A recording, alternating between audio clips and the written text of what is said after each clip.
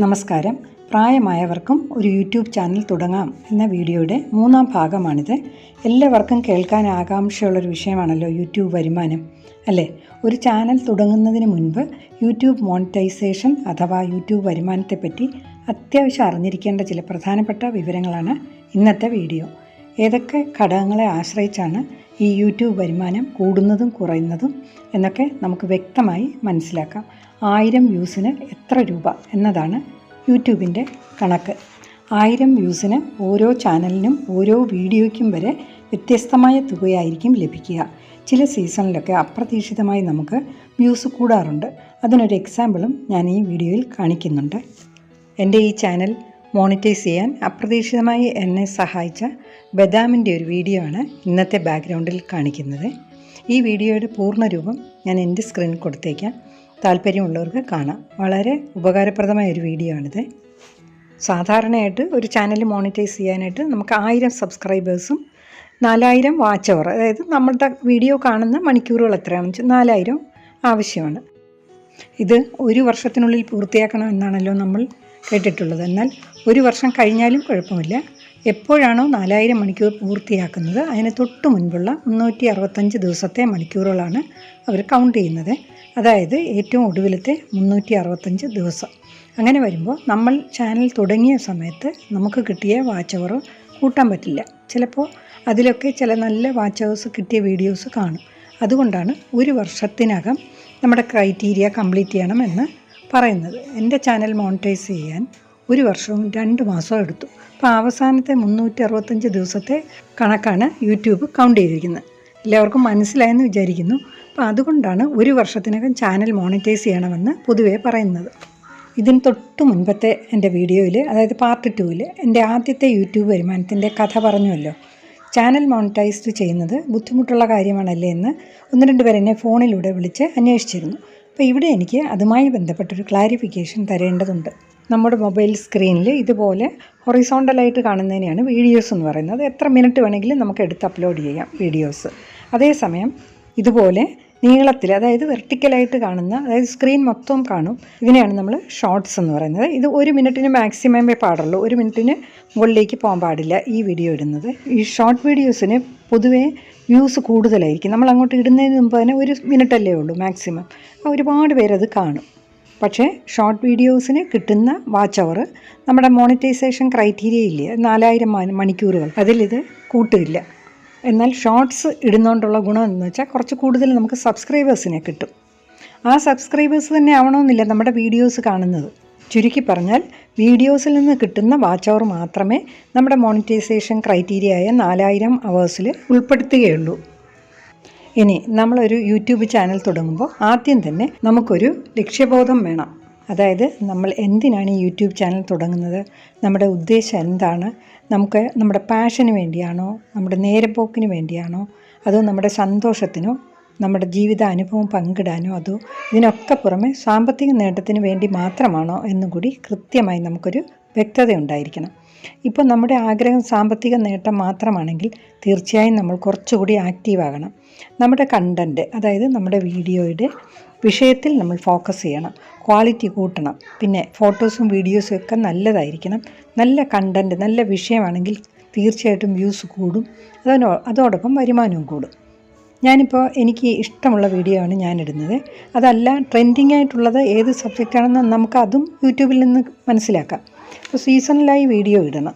അതായത് ഒരു ഫെസ്റ്റിവൽ വരുന്നുണ്ടെങ്കിൽ അതുമായി ബന്ധപ്പെട്ട കണ്ടൻറ്റ് തിരഞ്ഞെടുത്ത് ഫെസ്റ്റിവലിന് 1-2 ആഴ്ചയ്ക്ക് മുൻപേ ആ വീഡിയോ ഇടുകയാണെങ്കിൽ അതിന് നല്ല വ്യൂസ് കിട്ടും. അതിന് എൻ്റെ ഒരു അനുഭവം ഞാൻ ഇത് കഴിയുമ്പോൾ കാണിക്കാം. പിന്നെ വീഡിയോസിൻ്റെ എണ്ണം കൂട്ടണം. ഞാനിപ്പോൾ ഒരാഴ്ചയിൽ 1 ഇടുന്നത്. അത് ഞാൻ ഒറ്റയ്ക്ക് ചെയ്യുന്നത് കൊണ്ടും അതെനിക്ക് മറ്റ് ചുമതലകളുടെ കൂടെയാണ് ഞാനിത് ചെയ്യുന്നത്. അതുകൊണ്ടും കൂടി എനിക്ക് ഇത്രയൊക്കെ പറ്റൂ. അപ്പം നിങ്ങൾക്ക് സഹായിക്കാൻ ആളുണ്ടെങ്കിൽ അതൊക്കെ പ്രയോജനപ്പെടുത്താം. എന്നിട്ട് ഒരാഴ്ചയിൽ 2-3 വീഡിയോ ഒക്കെ ഇടാം, അപ്ലോഡ് ചെയ്യാം. ഇങ്ങനെ ഒക്കെ ശ്രദ്ധിച്ചാൽ നമ്മുടെ ചാനൽ മോണിറ്റൈസ് ചെയ്യാൻ തീർച്ചയായും ബുദ്ധിമുട്ടുണ്ടാവില്ല.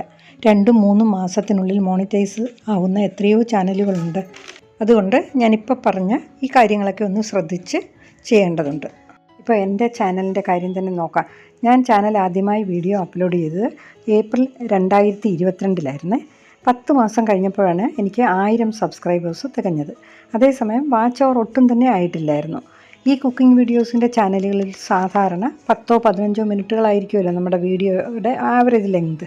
അപ്പോൾ അതിലൊരു 3-4 മിനിറ്റ് വരെയൊക്കെ സാധാരണ ഒരു വ്യക്തി കാണാറുള്ളൂ. ബാക്കി അവരതങ്ങ് സ്പീഡിലങ്ങ് വിടും. എൻ്റെ വീഡിയോയുടെ കാര്യമാണ് ഞാനീ പറയുന്നത്. വ്യൂവേഴ്സിനെ നമ്മൾ പിടിച്ചിരുത്തത്തക്ക വിധത്തിലുള്ള എന്തെങ്കിലും നല്ല കണ്ടൻറ്റോ അല്ലെങ്കിൽ എന്തെങ്കിലും ഇൻട്രസ്റ്റിംഗ് ആയിട്ടുള്ള കാര്യങ്ങളോ ഉണ്ടെങ്കിൽ അവർ 3-4 മിനിറ്റല്ല കൂടുതൽ കണ്ടെന്നിരിക്കും. അപ്പോൾ 3-4 മിനിറ്റുകൾ മാത്രം കാണുന്ന വീഡിയോ കൊണ്ട് ഒരു വർഷത്തിനകം 4000 മണിക്കൂർ എങ്ങനെ തികയ്ക്കുമെന്നത് ശരിക്കും പറഞ്ഞാൽ യൂട്യൂബേഴ്സിനെ സംബന്ധിച്ച് ഒരു ആശങ്ക ഉളവാക്കുന്നൊരു കാര്യമാണ്. അപ്പോൾ വീഡിയോ അപ്ലോഡ് ചെയ്യുന്ന സമയത്ത് യൂട്യൂബ് നമ്മുടെ വീഡിയോ റെക്കമെൻഡ് ചെയ്യുന്നത് മൂലം നമുക്ക് ആദ്യം കുറച്ച് നല്ല വ്യൂസ് കിട്ടും. തുടക്കക്കാരുടെയും എൻ്റെയും കാര്യമാണ് ഞാനീ പറയുന്നത്. ഫേമസ് യൂട്യൂബേഴ്സിൻ്റെ കാര്യമല്ല. ഏകദേശം ഒരാഴ്ച വരെ ഇത് അല്പാൽപ്പം ഓടിക്കൊണ്ടിരിക്കുക. അത് കഴിയുമ്പോൾ ഇതിൻ്റെ വ്യൂസ് സാവകാശം അങ്ങ് നിൽക്കും. എന്നാൽ നല്ല വീഡിയോ ആണെന്നുണ്ടെങ്കിൽ അത് കണ്ടിന്യൂസ് ആയിട്ട് ഓടിക്കൊണ്ടേയിരിക്കും. നമുക്ക് അത്ഭുതം തോന്നത്തക്ക വിധത്തിലുള്ള ചില മാറ്റങ്ങളും സംഭവിക്കും. 1000 സബ്സ്ക്രൈബേഴ്സ് എനിക്ക് ഫെബ്രുവരി 2023 ആയപ്പോൾ തികഞ്ഞെന്ന് ഞാൻ പറഞ്ഞല്ലോ. 10 മാസമായപ്പോഴേക്ക്. പിന്നെ 2 മാസം കൂടിയേ ഉള്ളൂ ഒരു വർഷം തികയാനായിട്ട്. ഒരാഴ്ചയിൽ ഒരു വീഡിയോ എന്ന കണക്കിന് കണ്ടിന്യൂസ് ആയിട്ട് വീഡിയോ ഇട്ടുകൊണ്ടേയിരുന്നു. ഒരു വർഷവും ഒരു മാസവും കഴിഞ്ഞപ്പോൾ, അതായത് 2023 മെയ് മാസത്തിലെ ലാസ്റ്റ് വീക്കിലാണ് ഞാൻ ബദാമിൻ്റെ ഒരു വീഡിയോ അപ്ലോഡ് ചെയ്യുന്നത്. അന്ന് ഒരു വർഷവും ഒരു മാസവും കഴിഞ്ഞു ചാനൽ തുടങ്ങിയിട്ട്. അപ്രതീക്ഷിതമായിട്ട് ഈ വീഡിയോ വളരെ സ്പീഡിൽ ഓടാൻ തുടങ്ങി. ഒരാഴ്ച കഴിഞ്ഞപ്പോഴേക്കും എനിക്ക് 4000 മണിക്കൂറിൽ കൂടുതൽ വാച്ച് അവർ ലഭിച്ചു. അതേസമയം എനിക്ക് ആവറേജ് വ്യൂ ഡ്യൂറേഷൻ 4.45 മിനിറ്റേ ആയുള്ളൂ. എന്നാലും ഒരാഴ്ച കൊണ്ട് എനിക്ക് 4000 മണിക്കൂർ തികഞ്ഞു. ചാനൽ മോണിറ്റൈസായി. അല്പം താമസിച്ചാണെങ്കിലും മോണിറ്റൈസ് ആയത് വളരെ സന്തോഷമായിരുന്നു. അത് ഒരു അംഗീകാരമല്ലേ അത്. പിന്നീട് കുറച്ചധികം നാൾ വരെ അത് ഓടിക്കൊണ്ടേയിരുന്നു. അതിൻ്റെ ആ കണക്കുകളൊന്നും ഞാൻ കാണിക്കാം ഇവിടെ. ഇതൊക്കെ ഒന്ന് മനസ്സിലാക്കിയിരിക്കുന്നത് നല്ലതാണ്. ഇത് കണ്ട ശേഷം പരസ്യത്തിൽ നിന്ന് നമുക്ക് കിട്ടുന്ന വരുമാനം എത്രയാണെന്ന് ഞാൻ വിശദീകരിക്കാം. നമ്മുടെ ചാനലിലെ ഓരോ വീഡിയോയുടെയും എല്ലാ ഡീറ്റെയിൽസും നമുക്ക് ലഭിക്കാൻ ഗൂഗിൾ ക്രോമിൽ പോയിട്ട് നമ്മൾ യൂട്യൂബ് സ്റ്റുഡിയോ എന്ന് സെർച്ച് ചെയ്താൽ മതി. ടൈപ്പ് ചെയ്യുമ്പോൾ നമ്മുടെ ചാനൽ കാണാം. അതിങ്ങനെ താഴോട്ട് സ്ക്രോൾ ചെയ്യുമ്പോൾ ഏറ്റവും താഴെയായി ഇതുപോലെ കണ്ടൻറ്റ് എന്നൊരു ഇത് കാണും. അതിലൊന്ന് ക്ലിക്ക് ചെയ്താൽ നമ്മുടെ എല്ലാ വീഡിയോസും കാണാം. ഞാനിപ്പോൾ ഇവിടെ എനിക്ക് മോണിറ്റൈസേഷൻ നേടുത്തുന്ന ബദാമിൻ്റെ വീഡിയോ ആണ് സെർച്ച് ചെയ്യുന്നത്. അപ്പോൾ അതിലൊന്ന് ക്ലിക്ക് ചെയ്യുമ്പോൾ ആ ബദാമിൻ്റെ വീഡിയോ കംപ്ലീറ്റ് അനലിറ്റിക്സ് അതിൻ്റെ കിട്ടും. കണ്ടോ? അതിൽ ഇതുവരെയുള്ള വ്യൂസ് എത്ര, വാച്ച് ടൈം എത്ര, അതിൽ നിന്ന് കിട്ടിയ റവന്യൂ തുടങ്ങിയതെല്ലാം K ആയിട്ട് കാണാം. അതായത് 1000-ൽ ആണ് കാണിക്കുന്നത്. അതാത് നമ്പറിൽ വീണ്ടും നമ്മൾ ക്ലിക്ക് ചെയ്താൽ കണ്ടില്ലേ 99.9K എന്നുള്ളത് വിശദീകരിച്ച് കാണാം. 99,986 വ്യൂസ്, 99,986 വ്യൂസ് എന്ന് കാണാം. ഇനി നമുക്ക് ആ വാച്ച് ടൈം എത്രയാണെന്നൊന്ന് ക്ലിക്ക് ചെയ്ത് നോക്കിയാൽ അത് നമുക്ക് വിശദീകരിച്ച് കാണാം. 7.9K എന്നാണല്ലോ നേരത്തെ എഴുതുന്നത്. അതായത് 7923.4 അത്രയും മണിക്കൂറുകളാണ് ഈ ബദാമിൻ്റെ വീഡിയോ കണ്ടത്. അതുപോലെ അടുത്തത് നമുക്ക് റവന്യൂ എത്ര കിട്ടുകയാണെന്ന് അറിയണമെങ്കിൽ മേലിൽ തന്നെ ആ റവന്യൂവിലൊന്ന് ക്ലിക്ക് ചെയ്താൽ മതി. അപ്പോൾ 2.4K എന്നാണ് എഴുതിയിരിക്കുന്നത്. അപ്പോൾ റവന്യൂവിൽ ക്ലിക്ക് ചെയ്യുമ്പോൾ 2452 രൂപ 83 പൈസ. അതാണ് ബദാമിൻ്റെ വീഡിയോയ്ക്ക് ഇതുവരെ എനിക്ക് ലഭിച്ചത്. ഇനി നമ്മൾ താഴോട്ട് വീണ്ടും സ്ക്രോൾ ചെയ്യുകയാണെങ്കിൽ വീഡിയോയുടെ പെർഫോമൻസിൽ revenue for every 1K views എന്ന് എഴുതിയിരിക്കുന്നത് കണ്ടോ? 1K means 1000 വ്യൂസാണ്. 1000 വ്യൂസിന് എനിക്ക് 24 രൂപ 53 പൈസയാണ് കിട്ടുന്നത് ഈ ഒരു വീഡിയോയുടെ.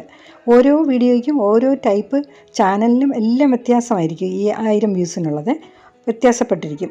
ഇനി ഇതുപോലെ റവന്യൂസിൻ്റെ ഇടത്ത് വശത്തായിട്ട് ഓഡിയൻസ് എന്ന് കാണുന്നുണ്ടല്ലോ, അതിലൊന്ന് ക്ലിക്ക് ചെയ്താൽ എത്ര ഏജിലുള്ള എത്ര ശതമാനം ആൾക്കാരാണ് നമ്മുടെ വീഡിയോ കാണുന്നത്, പിന്നെ ജെൻഡർ കാണിക്കും, എത്ര സ്ത്രീകൾ എത്ര പുരുഷന്മാരാണ് കാണുന്നത്, പിന്നെ ജോഗ്രഫി കാണിക്കും, ഏതൊക്കെ രാജ്യങ്ങളിലുള്ളവരാണ് നമ്മുടെ ചാനൽ കാണുന്നത്. 89.8% ഇന്ത്യയിൽ കാണുന്നു. UAEയിലും US-ലുമൊക്കെ വളരെ ചെറിയ ശതമാനം കാണുന്നുണ്ട്. ഇങ്ങനെ എല്ലാ വിശേഷങ്ങളും നമുക്ക് യൂട്യൂബ് സ്റ്റുഡിയോ എന്ന സംവിധാനത്തിലൂടെ കാണാം. ഈ ബദാമിൻ്റെ വീഡിയോയ്ക്ക് എനിക്ക് 3389 സബ്സ്ക്രൈബേഴ്സിനെ കിട്ടിയിട്ടുണ്ട്. ഇനി നമുക്ക് പരസ്യത്തിൽ നിന്ന് എത്ര രൂപയാണ് നമുക്ക് ലഭിക്കുന്നതെന്ന് ഒന്ന് നോക്കാം. നമുക്കൊരു ചാനൽ തുടങ്ങുന്നതിന് 5 പൈസയുടെ ചിലവില്ല. ഇനി ആദ്യമായി വീഡിയോ അപ്ലോഡ് ചെയ്തത് മുതൽ എൻ്റെ വീഡിയോയിൽ യൂട്യൂബിൽ പരസ്യം വരാറുണ്ടായിരുന്നു. ഈ പരസ്യത്തിൽ നിന്നുള്ള വരുമാനമാണ് പ്രധാനമായും യൂട്യൂബിനും നമുക്കും ലഭിക്കുന്നത്. ഞാൻ നേരത്തെ പറഞ്ഞല്ലോ 1000 വ്യൂസിന് ഇത്ര രൂപ എന്ന കണക്കിനാണ് പരസ്യ കമ്പനിക്കാർ നൽകുന്നത്. അങ്ങനെ ലഭിക്കുന്ന പരസ്യത്തിലൂടെ ആ വരുമാനത്തിൻ്റെ 45% യൂട്യൂബ് എടുക്കുകയും 55% നമുക്ക് തരികയും ചെയ്യും. 1000 വ്യൂസിന് 100 രൂപയാണ് പരസ്യ കമ്പനിക്കാർ നൽകുന്നതെങ്കിൽ യൂട്യൂബ് അതിൽ നിന്ന് 45 രൂപ എടുക്കും, 55 രൂപ നമുക്ക് തരും. ഇത് തന്നെയാണ് യൂട്യൂബിൻ്റെയും വരുമാനം. ഒരു കാര്യം പ്രത്യേകം ശ്രദ്ധിക്കേണ്ടത്, ചാനൽ മോണിറ്റൈസ് ചെയ്തതിന് ശേഷമുള്ള പരസ്യത്തിന് മാത്രമേ വരുമാനം നമുക്ക് ലഭിക്കൂ. അതിന് മുൻപ് ലഭിച്ചിട്ടുള്ള വരുമാനം 100% യൂട്യൂബ് തന്നെ എടുക്കും. നേരത്തെ ഞാൻ കാണിച്ചിരുന്നല്ലോ, 1000 വ്യൂസിന് ബദാമിന് 24 രൂപയാണ് എനിക്ക് ലഭിച്ചതെന്ന്. അത് പരസ്യ കമ്പനിക്കാർ കൊടുത്ത തുകയിൽ നിന്ന് 45% യൂട്യൂബ് എടുത്ത ശേഷം 55% തുകയാണ് എനിക്ക് ലഭിച്ച തുകയാണ് കാണിച്ചത്. ഇത് സ്വാഭാവികമായിട്ടും നിങ്ങൾക്കുണ്ടാകാവുന്ന ഒരു സംശയമാണ്, അതുകൊണ്ടാണ് ഞാനത് ക്ലാരിഫൈ ചെയ്തത്. ഇനി ചാനൽ മോണിറ്റൈസ് ചെയ്തതിന് ശേഷമുള്ള കുറച്ച് വിശേഷങ്ങളൂടെ പറഞ്ഞ് നമുക്ക് നിർത്താം.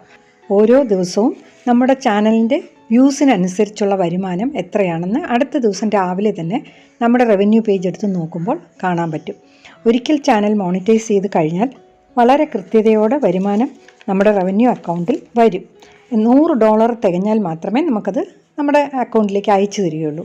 എന്നും നമ്മൾ നല്ല വീഡിയോ ഇടുകയാണെങ്കിൽ ഡോളർ നമ്മൾ അറിയാതെ തന്നെ വ്യൂസിനനുസരിച്ച് ഓട്ടോമാറ്റിക്കായിട്ട് വന്നുകൊണ്ടേയിരിക്കും. അതൊരു വലിയ സംവിധാനമാണ്. അതൊക്കെ നിങ്ങളുമൊക്കെ അറിയണമല്ലോ. അതിനാണ് ഞാൻ ഇത്രയൊക്കെ വിശദീകരിച്ചത്. ഒരു പ്രാവശ്യം ചാനൽ മോണിറ്റൈസ് ചെയ്ത് കഴിഞ്ഞാൽ കൺസിസ്റ്റൻ്റായിട്ട്, അതായത് കൃത്യമായിട്ട് നമ്മൾ നല്ല കണ്ടൻറ്റും ക്വാളിറ്റിയുമുള്ള വീഡിയോകൾ ഇടുക. പറ്റുമെങ്കിൽ എന്നുമോ അല്ലെങ്കിൽ ഒന്നിടവിട്ട ദിവസങ്ങളിലോ അല്ലെങ്കിൽ ഒരാഴ്ചയിൽ ഒരു 3 വീഡിയോ ഇടുക. വ്യൂസും സബ്സ്ക്രൈബേഴ്സും വളരെ പെട്ടെന്ന് കൂടും. സബ്സ്ക്രൈബേഴ്സിനേക്കാളും വ്യൂസ് കൂടിയാലാണ് വരുമാനം കൂടുന്നത്. നിങ്ങൾ ശ്രദ്ധിച്ചിട്ടുണ്ടാവും, വലിയ വലിയ യൂട്യൂബേഴ്സ് എന്നുമോ അല്ലെങ്കിൽ ഒന്നിടവിട്ടോ ദിവസങ്ങളിലോ വീഡിയോ ഇട്ടുകൊണ്ടേയിരിക്കും. റവന്യൂ കൂടുന്നതിനനുസരിച്ച് ഉത്സാഹവും കൂടും.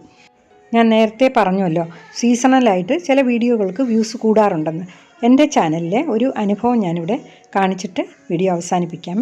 ഞാൻ പാർട്ട് 1 ബാക്ക്ഗ്രൗണ്ടായി കാണിച്ച പൈനാപ്പിൾ കിച്ചടി ഉണ്ടല്ലോ, അതിൻ്റെ വീഡിയോ അത് ഞാൻ 2023 ഓഗസ്റ്റിലാണ് അപ്ലോഡ് ചെയ്തത്. ഈ വർഷം, അതായത് 2024 ഓണസമയമായപ്പോഴേക്ക് അത് ഓണത്തിൻ്റെ 2 ദിവസം മുൻപ് ഒറ്റ ദിവസം കൊണ്ട് 10,000-ലധികം പേരത് കണ്ടു.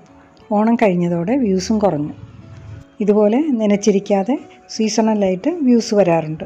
ഇന്നത്തെ വീഡിയോ എല്ലാവർക്കും പ്രയോജനപ്പെട്ടെന്ന് വിചാരിക്കുന്നു. എല്ലാവരുടെയും മനസ്സിൽ പ്രതീക്ഷയും ഉത്സാഹവും ഒക്കെ ഉണ്ടാവട്ടെ എന്ന ആഗ്രഹത്തോടെ ഇന്നത്തെ വീഡിയോ നമുക്ക് നിർത്താം. ഈ കുക്കിംഗ് വീഡിയോ കാണിക്കുന്നതിനേക്കാളും വളരെ പരിശ്രമമാണ് ഇതുപോലെയുള്ള വീഡിയോസ് കാണിക്കുന്നത്. കണക്കുകളും കാര്യങ്ങളും സത്യസന്ധതയോടെ അവതരിപ്പിക്കണമല്ലോ. ഒരുപാട് വർക്ക് ചെയ്തിട്ടാണ് ഇതുപോലെയുള്ള വീഡിയോകൾ ഇടുന്നതെന്ന് ഇപ്പോഴാണ് എനിക്കും മനസ്സിലായത്. വീഡിയോയിൽ പറഞ്ഞ കാര്യങ്ങളൊക്കെ വ്യക്തതയുണ്ടോ, നിങ്ങൾക്ക് മനസ്സിലാകുന്നുണ്ടോ എന്നൊക്കെ എനിക്ക് അറിയാനൊരാകാംക്ഷയുണ്ട്. ദയവായി കമൻറ്റ് ബോക്സിലൂടെ നല്ലതായാലും മോശമായാലും അറിയിക്കുക. തെറ്റുകൾ ചൂണ്ടിക്കാണിക്കുമ്പോഴാണല്ലോ നമുക്ക് അതിൽ നിന്ന് ശരികൾ മനസ്സിലാക്കുന്നത്.